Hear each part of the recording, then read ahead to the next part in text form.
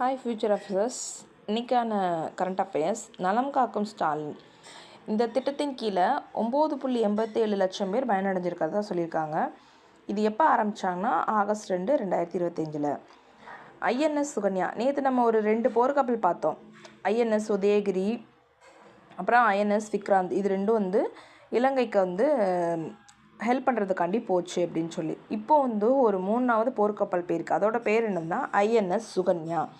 இது விசாகப்பட்டினத்திலிருந்து இலங்கைக்கு போயிருக்கு.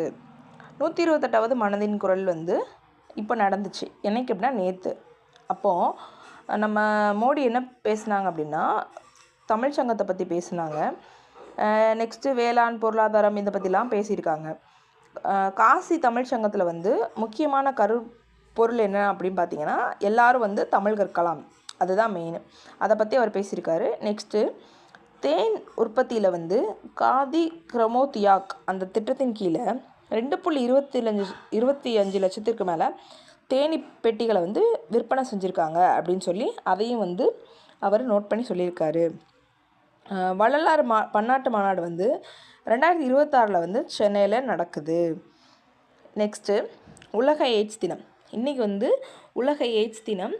இதை யார் அறிவித்தாங்க அப்படின்னு பார்த்தீங்க அப்படின்னா வேர்ல்டு ஹெல்த் ஆர்கனைசேஷன். எப்போ அப்படின்னா டிசம்பர் 1, 1988. 2025 ஒரு மாநாடு நடந்திருக்கு HIV தொடர்பானது.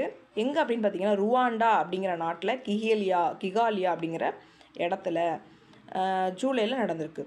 நெக்ஸ்ட்டு 2030க்குள்ளே எய்ட்ஸ் அப்படிங்கிற ஒரு தொற்று நோயே இல்லாத அளவுக்கு கொண்டு வரணும் அப்படிங்கிறது தான் சர்வதேச அளவில் இலக்காகும். தேங்க்யூ.